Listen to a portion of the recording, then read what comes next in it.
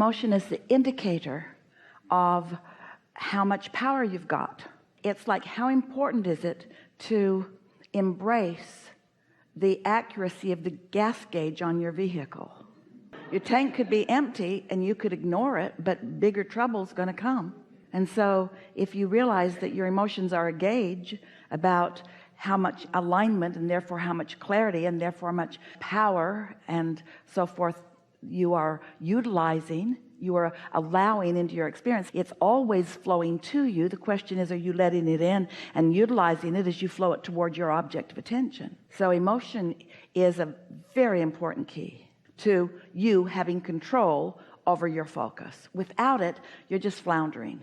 Let's just acknowledge that every subject has this range of perspectives or emotions, all the way from absolute powerful passionate desire all the way to the complete absence of that there is an equivalency, that when life produces within you a question or a desire, we know you can't just hear it from our words, but we want these words to be impactful to all of you, that when life produces a problem or a question, it produces simultaneously an equivalent answer or solution. One can't be without the other. So creation is happening from you observing life, experiencing life, and it produces within you a focus of something. So it is equally wonderful when strong fear is present. This is going to sound a little weird, as when strong passion is present, because it's the same subject and one cannot be without the other.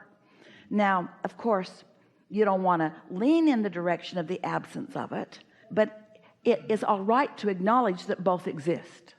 And so we've been saying for a long time that when you have a really strong fear or a strong negative emotion about something, it means that you have created a desire that's really important to you, that's really big. And the awareness of a really big desire is really a valuable thing to acknowledge.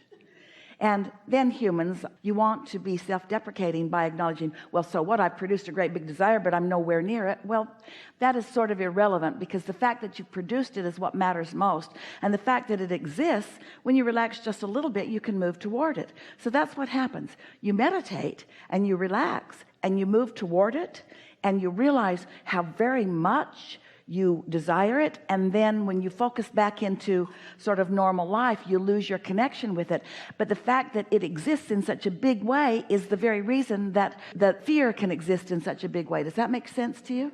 So the deeper you dig the hole, the more potential for soaring you have, and the more potential for soaring you have, the more potential for falling in the hole, because you've activated something. Everything is two ends of the stick. Which end are you leaning toward? And so you all said, I'll come forth into my body. I come from stability. I come from source. I'll stir some stuff up and I'll ask for things beyond what is. And your inner being said, and we'll stand by as you are asking for more, and we'll hold vibrational alignment with the new that you've asked for, so that you can feel your way through your emotional awareness into alignment with your new desire. Because you knew that the stick had all kinds of potential, and you knew that you wanted to lean toward the evolution of the desire, not toward the problem or the situation that had produced it to begin with. Because what you just did, you took that into the stick and you're justifying something. You're explaining it and justifying something. And so our response to you, infinite intelligence, all that is, source energy wants to say to you, so don't make a big deal out of that, because whatever you're focusing upon, you're adding more to. Haven't we sort of explained the normalcy of one end of the stick and the other end of the stick? And aren't we talking about it's all about focus? And aren't you really good at focusing? You are. You're also really good at facing the reality as it is. And we'd kind of like you all to get over that. Because what is doesn't mean diddly squat. What is just the bouncing off place. The bouncing off place for more. More that feels good. People just get used to talking about their problems and talking about what is and looking for justification, and your inner being never asks for justification, and your inner being never enjoys or even listens to your justification. Because when you're in an attitude of justification, you're trying to convince somebody of something that nobody needs any convincing of. you see. Of course, you can't produce it in the moment that you feel it, but can you think of a better way to say that? I like it when I tune in, tap in, turned on. And I like knowing that my inner being is always there ready to meet me. And I know that sometimes I meet up better than others. When I meditate earlier in the day, it's easier for me than later in the day. The less I get going on, the less I'm worried about, the easier it is to find connection with that. My days really go better when I find that connection. There's no right or wrong way to meditate. There's no one way to go about it or one way to accomplish it. There are not two people that experience the same thing while they're doing it. It's just a revitalization. It's just a refreshing. It's just a renewal. It's a renewal of life is what it really is. It's a refreshing mode. When you meditate, find that feeling of detachment. And so when you find that feeling of detachment, that's really enough. And once you find that feeling of detachment, then it's all right in meditation as that detachment has happened to you. And now you're beginning to feel some impulses to do something, or some thoughts are flowing to you. It's all right to acknowledge the satisfaction of those thoughts. Just acknowledge the satisfaction of those thoughts.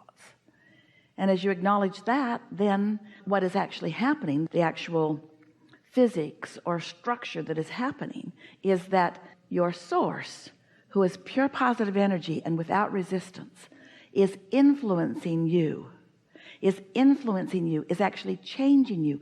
Your inner being is actually refreshing you. And so as you feel that refreshment, now you've accomplished your reason for meditation. You're back in the flow of things. And so now just allow your mind to acknowledge the satisfaction of that and allow the momentum of those satisfying thoughts to happen. Allow law of attraction to get hold of those thoughts and cause more momentum of that. And the more you do that, then the less likely it is that you will fall into fear.